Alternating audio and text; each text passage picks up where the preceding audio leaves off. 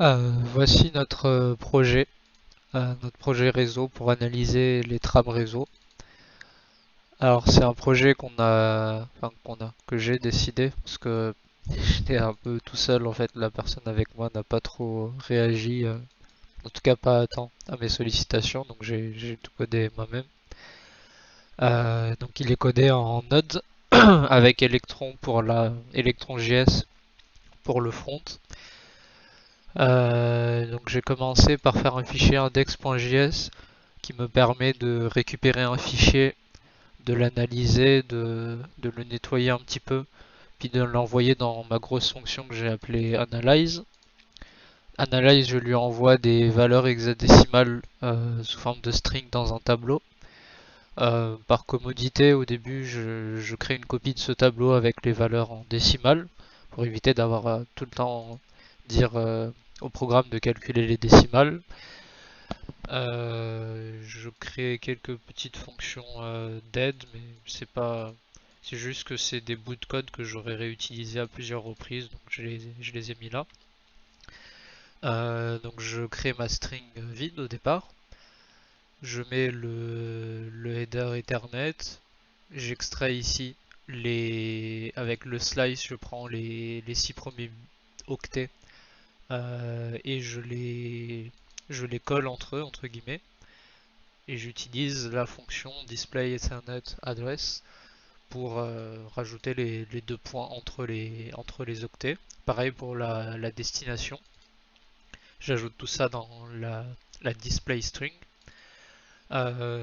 Ici, je récupère le type, euh, donc, le type de la trame Ethernet, qui est d'ailleurs récupéré ici grâce à cette fonction. J'ai fait une fonction d'affichage pour à peu près chaque champ. Donc il y en a beaucoup, je les ai mis dans un dossier appelé helpers. Il y a ça pour les IP, pour Ethernet, pour DNS, DHCP, etc. Et souvent ce sont juste des maps avec en entrée soit une string hexadécimale, soit le plus souvent un nombre décimal, et en valeur donc clé ça, et en valeur une string qui contient le nom du champ, en tout cas sa valeur. Et de temps en temps je la rends un peu plus jolie, principalement en m'inspirant de ce que fait Wireshark. Je saute une ligne pour changer de section, puis j'arrive sur le header pardon, de l'adresse IP. Donc je récupère quelques informations, la longueur, la taille, la version, le type de service, l'identifiant. J'ai aussi créé une fonction Beautify Hex Values qui fait la même chose que les autres sauf qu'elle rajoute 0x devant. C'est vraiment pas grand chose. Mais ça m'a évité de le faire plein de fois. Là j'ai créé une fonction qui analyse les drapeaux.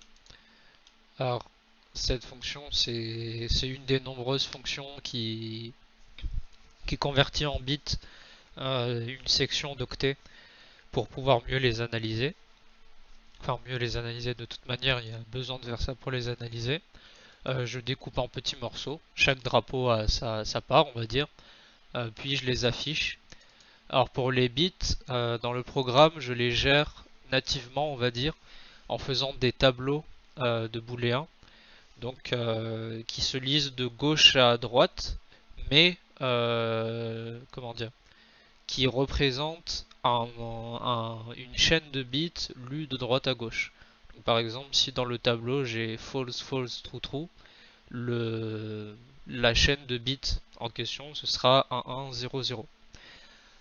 Et j'ai créé une fonction qui m'a beaucoup aidé, display bits, déjà qui m'a aidé à faire du debug parce que c'est pas très facile de lire des tableaux de false et de true, et puis à faire de l'affichage après pour afficher les drapeaux notamment.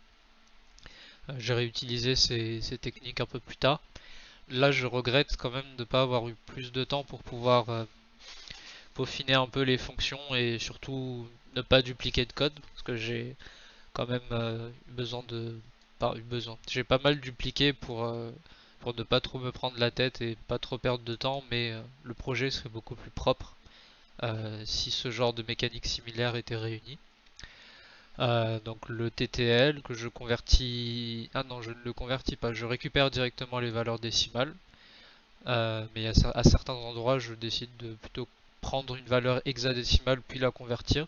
Ça dépend souvent de si les valeurs ont besoin d'être prises tout ensemble ou si ce sont plusieurs petits chunks, on va dire, comme pour une adresse IP ou en décimale pointée, je peux pas prendre les 4 octets et les mélanger puis calculer la décimale parce que ça me donne juste un gros décimal très très important qui veut rien dire.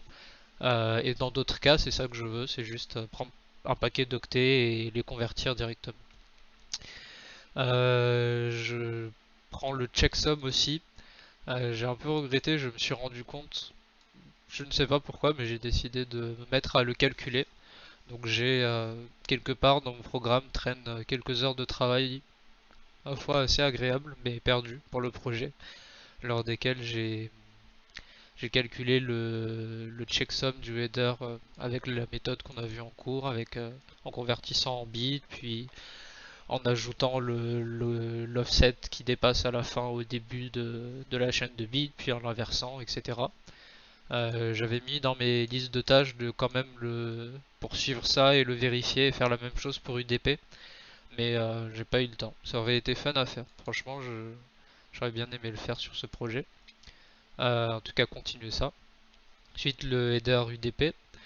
Bah là, c'est pas très compliqué UDP, c'est juste le port, source, destination, la longueur et le checksum que pour le coup, je vérifie pas du tout et j'ai pas fait de fonction pour le vérifier. Là, on commence à avoir différentes possibilités.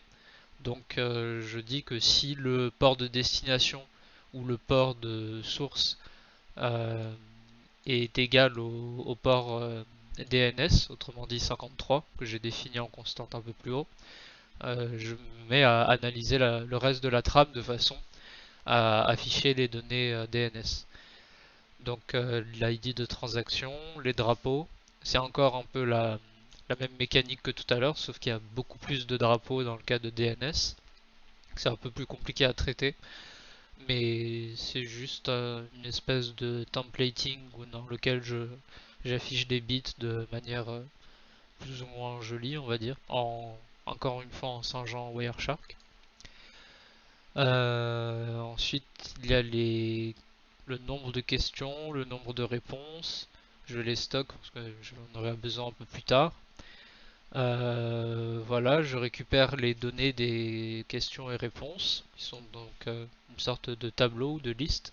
Puis je vais dans ma fonction display DNS records, dans laquelle, comme son nom l'indique, je fais une boucle sur laquelle d'abord je passe sur les questions.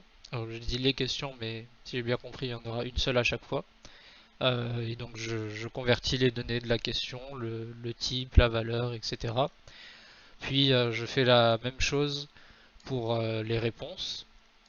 Je me balade dans les réponses et je récupère simplement à partir des indices de, de mon indice, on va dire.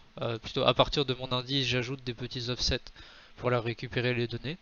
Mais à chaque fois, je crée un petit objet record avec un nom, un type, pardon, et une classe. Ainsi que pour les réponses, du coup, le TTL, la longueur des données. Puis, grâce à la longueur des données, je parcours le nom, l'adresse du, du serveur ou de la machine concernée. Je rajoute tout ça dans le record. Je vide mon buffer pour éviter d'avoir des buffers qui font 500 octets de long. Je pousse tout ça dans le tableau de réponse et je continue d'itérer. À la fin, j'affiche les queries, enfin plutôt la query, puis les réponses. Alors j'aurais aimé ne pas mélanger le front ici en rajoutant des BR, mais c'est juste que on le verra par la suite. J'ai pas eu le temps de faire l'arborescence pardon des champs, donc j'ai rajouté ça ici pour que ce soit un peu plus joli, pour éviter d'avoir un paquet de 36 000 réponses collées les unes aux autres. Je reviens à Analyze. Donc là, les records DNS sont analysés. Mais si nous avons un port DHCP, de mémoire c'est le 68, quelque chose comme ça, oui c'est ça, 67, 68. Donc si on tombe sur 67, 68, on passe dans la partie DHCP, on affiche le type de message, le type de matériel, l'adresse, la longueur, le nombre de sauts, le transaction ID, le nombre de secondes qui se sont écoulées. Je refais un peu ma mécanique de drapeau. C'est là que j'aurais vraiment voulu pouvoir faire davantage de factorisation. Et donc c'est pas grand chose là, c'est juste broadcast, unicast, puis les drapeaux réservés. Je continue, l'adresse IP du client, l'adresse MAC, etc. Le padding. Et à la fin les options. J'ai une grosse fonction display DHCP options qui fonctionne un peu comme la fonction qui analyse les records DNS. Elle fait une simple boucle qui itère et qui regarde à chaque fois quel type d'option c'est. Donc je les ai stockées ici. Et comment les afficher. Alors pour savoir comment les afficher, on va dans cette map, on prend l'indice qui est indiqué, qui correspond au type du message, plutôt de l'option, pardon. Puis on exécute cette fonction, qui est une espèce de fonction de callback, qui prend en paramètre un hexadécimal sous forme de tableau. Donc par exemple un tableau qui contient les strings FF, puis 00, puis 69 et ainsi de suite, sans taille déterminée. Et bah, on les rend un peu jolis, un peu à la manière de Wireshark. Et parfois je crée des mini helpers comme display MAC address pour ajouter des doubles points entre les octets. Et à la fin je concatène tout ça et j'envoie ça dans l'affichage. Et dans le cas où on n'a ni du DNS ni du DHCP, j'affiche juste data puis les octets tels quels, comme le fait Wireshark. Alors ça va dans un fichier après. Donc ici on peut voir que je l'écris dans un fichier qui sera dans le même répertoire que le fichier d'input, mais avec écrit analyze à la fin, pour aider à le repérer. Et ça donne un fichier euh, qui ressemble à ceci. Donc il y a une indentation pour chaque niveau. Entre chaque header, il y a une ligne qui est sautée. Et sinon, grosso modo, j'ai repris l'affichage qui était dans Wireshark, qui est plutôt intuitif. À présent, sur la partie front. Alors le front, j'avoue que je l'ai fait un peu, pas à la va-vite, mais j'ai pas consacré beaucoup de temps. Donc il est loin d'être parfait, mais j'ai utilisé Electron.js qui était plutôt simple à utiliser avec Node. C'est juste un paquet à installer, puis un fichier à créer, main.js. Je crée une fenêtre, je donne quelques paramètres, je crée un menu. Alors le menu est extrêmement simple, c'est juste un menu dans lequel il y a un bouton pour ouvrir un fichier et récupérer le hexdump. Voilà, le template est là. Et j'ai programmé l'application pour que, à l'ouverture du programme, on demande directement à l'utilisateur d'ouvrir un fichier. Parce que c'est un peu